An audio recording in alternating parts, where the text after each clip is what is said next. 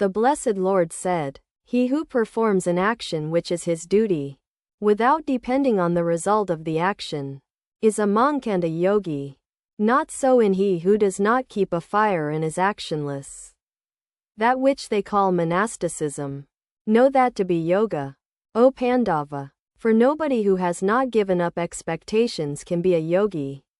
For the sage who wishes to ascend to Dhyana, yoga, action is said to be the means. For that person, once he has ascended to Dhyana, yoga, inaction alone is said to be the means. Verily, when a man who has given up thought about everything does not get attached to sense objects or actions, he is then said to be established in yoga. One should save oneself by oneself. One should not degrade oneself. For oneself is indeed one's own friend. Oneself is indeed one's own enemy. He who has conquered his own self by the self, his self is his own friend. But for one who has not conquered his own self, his self itself acts like an enemy. The supreme self of one who has control over the aggregate of his body and organs, and who is tranquil, becomes manifest. He should be poised in the midst of cold and heat, happiness and sorrow, as well as honor and dishonor. One whose mind is satisfied with knowledge and realization, who is unmoved, who has his organs under control, is said to be self-absorbed. The yogi treats all alike.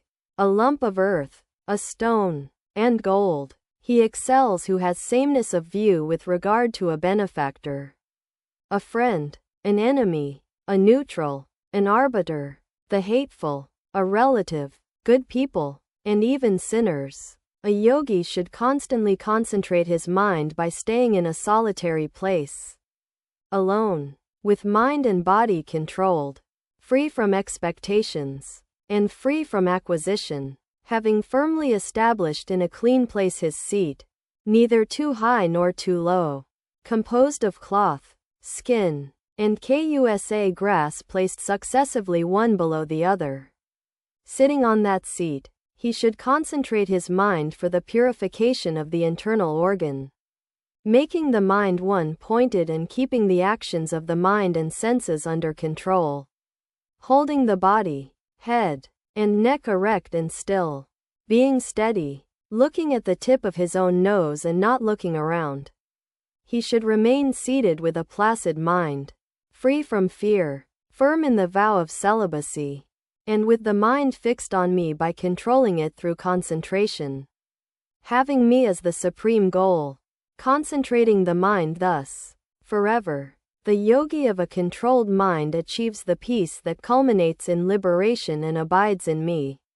But, O Arjuna, yoga is not for one who eats excessively, nor for one who does not eat at all, neither for one who habitually sleeps too long, nor for one who stays awake. Yoga becomes a destroyer of sorrow for one whose eating and movements are regulated, whose effort in works is moderate, and whose sleep and wakefulness are temperate. A person who has become free from hankering for all desirable objects is said to be self-absorbed.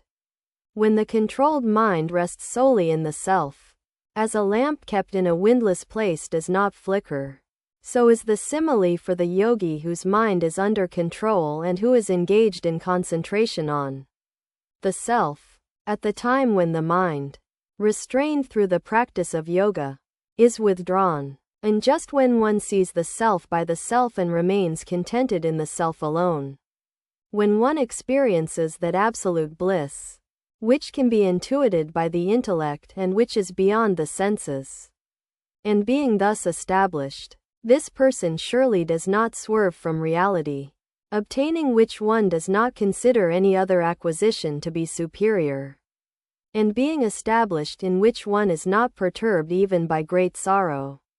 One should know that severance of contact with sorrow to be what is called yoga. That yoga should be practiced with perseverance and with an undepressed heart, by totally eschewing all desires that arise from thoughts and restraining all the organs with the mind from every side. One should gradually withdraw with the intellect, endowed with steadiness, making the mind fixed in the self, One should not think of anything at all.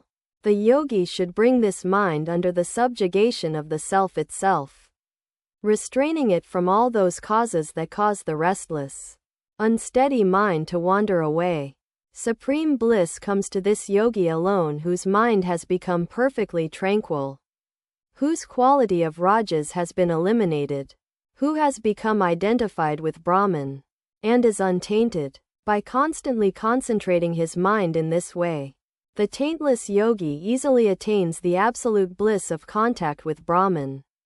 One who has their mind self-absorbed through yoga, and who has the vision of sameness everywhere, sees this self existing in everything, and everything in their self. One who sees me in everything and sees all things in me. I do not lose sight of him, and he also is not lost to my vision. That yogi, who, being established in unity, adores me as existing in all things, exists in me, in whatever condition he may be. O Arjuna, that yogi is considered the best who judges what is happiness and sorrow in all beings by the same standard as they would apply to themselves. Arjuna said, O Madhusudana, Krishna, this yoga that you have spoken of as sameness, I do not see its steady continuance due to the restlessness of the mind. For, O Krishna, the mind is unsteady, turbulent, strong, and obstinate. I consider its control to be as difficult as that of the wind. The blessed Lord said, O mighty armed one, undoubtedly the mind is untamable and restless. But, O son of Kunti, it can be brought under control through practice and detachment. My conviction is that yoga is difficult to attain for one with an uncontrolled mind. But it is possible to attain through the aforementioned means for one who strives and has a controlled mind. Arjuna said, O Krishna, what goal does one attain who, despite having faith, fails to achieve perfection in yoga due to lack of diligence, and whose mind becomes deflected from yoga?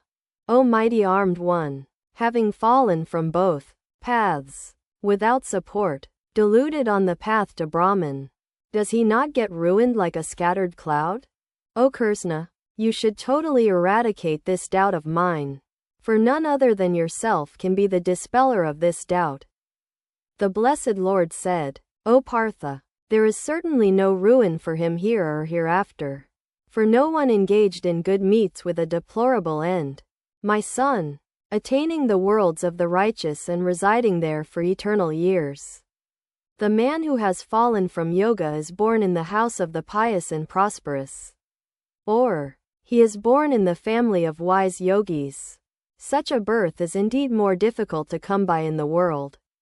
There he becomes endowed with the wisdom acquired in the previous body, and he strives even more than before for perfection. O scion of the Kuru dynasty! For, by that very past practice, he is carried forward even in spite of himself. Even a seeker of yoga transcends the results of the performance of Vedic rituals. However, the yogi, applying himself assiduously, becoming purified from sin and attaining perfection through many births, they achieve the highest goal. A yogi is higher than those of austerity. They are considered higher even than those of knowledge. The yogi is also higher than those of action. Therefore, O Arjuna, become a yogi, even among all the yogis.